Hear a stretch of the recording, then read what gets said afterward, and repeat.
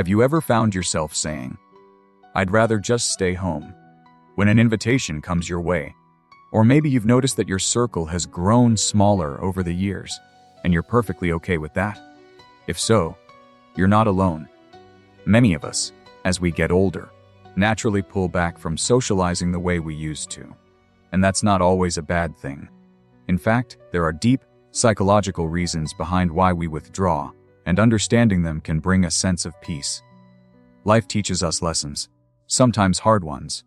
We've loved, trusted, and maybe even been hurt a time or two. We've sat through conversations that felt more like obligations than connections. We've watched the world change in ways that don't always make sense to us, and somewhere along the way, we've learned that solitude can be a gift, not a punishment. In this video, we're going to explore 6 hidden reasons why you might be pulling back from others as you age, and why that's not just normal, but often healthy. This isn't about loneliness or isolation. It's about choice. It's about knowing what fills your cup and what drains it. So if you've ever wondered why you prefer quiet evenings over crowded gatherings, or why some friendships just don't fit like they used to, stay with me. Let's start with the first reason: the weight of past betrayals. Let's talk about trust. Over the years, you've likely given pieces of your heart to people, friends, family, even colleagues, only to have some of them let you down. Maybe a close friend disappeared when you needed them most, or a relative broke a promise that meant everything to you. Those moments leave marks. And as we get older, those experiences add up, don't they? It's not that you've become cynical. You've just become wiser. You've learned that not everyone deserves a front row seat in your life. That guarded feeling. It's not you closing yourself off from the world. It's you protecting the peace you've worked so hard to build. Think of it like this: when you were younger, you might have handed out keys to your heart freely. Now, you're more selective. And that's okay. The truth is, withdrawing a little isn't about shutting people out. It's about making room for the ones who truly matter. The ones who've shown up, stayed, and earned your trust. So if you find yourself hesitating before sharing your thoughts or feelings with someone new, don't be hard on yourself. You're not being distant, you're being discerning. And that's a strength, not a weakness. Now, let's move to the next reason, because it's one so many of us can relate to: the way small talk starts to feel like more trouble than it's worth.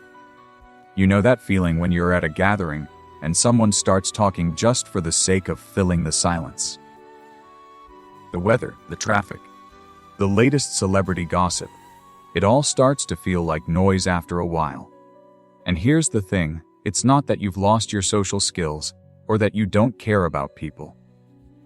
It's that your tolerance for empty chatter has changed. With age comes a beautiful kind of clarity. You start to realize that life is too short for conversations that don't mean anything. Why spend an hour talking about nothing when you could be sitting quietly with a good book, or having a deep, heartfelt conversation with someone who truly gets you? That's not withdrawal, it's wisdom. You're choosing quality over quantity, and there's nothing wrong with that. Think about the people you enjoy being around the most. Chances are, they're the ones you can sit with in comfortable silence, or the ones who ask real questions and listen to your answers. Those are the connections worth nurturing. The rest, well, it's okay to let them fade. You're not being rude, you're just honoring your own energy. And that's something to be proud of. Now, let's talk about something that might hit close to home for many of us. The feeling of being misunderstood, especially in a world that seems to move faster every day.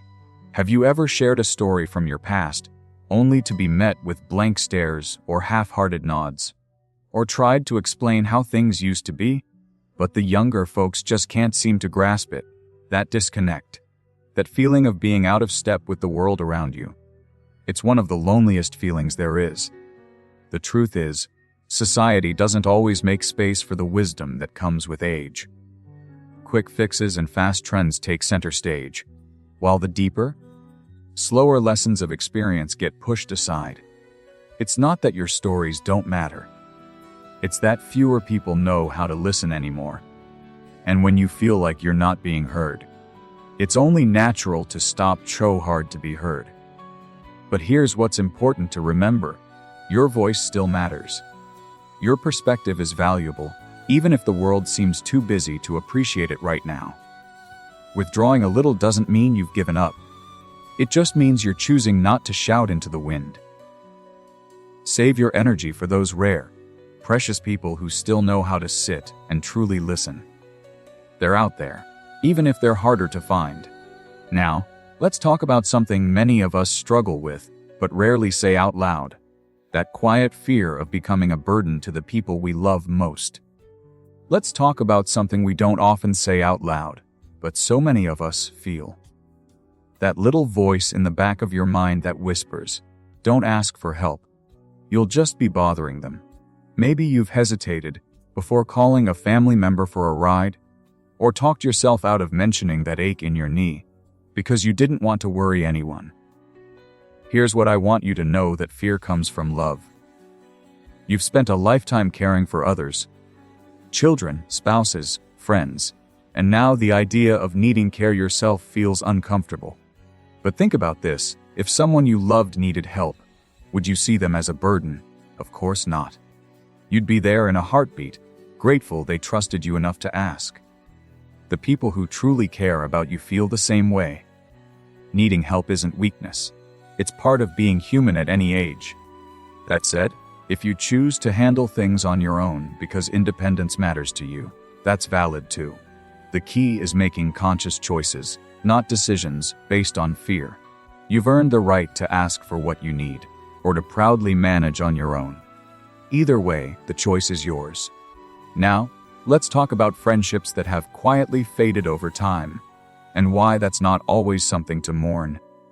Some friendships are like old photographs, precious but frozen in time.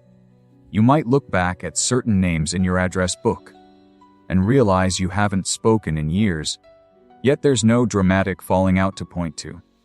Life simply moved in different directions, and that's okay.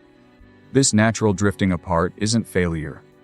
Think of it like seasons. Some relationships blossom for a spring or summer, while only a special few make it through every winter.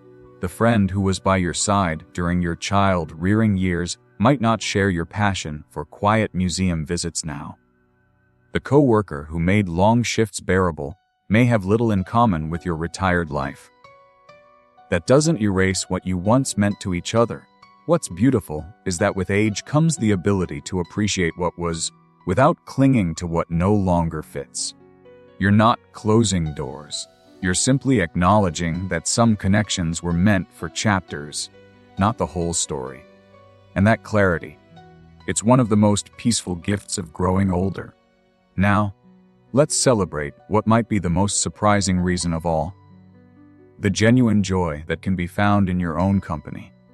There's a special kind of magic that happens when you realize you're not just alone.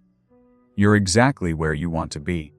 Maybe it's that quiet hour in the morning with your coffee and the newspaper, or an afternoon spent puttering in the garden without having to explain yourself to anyone.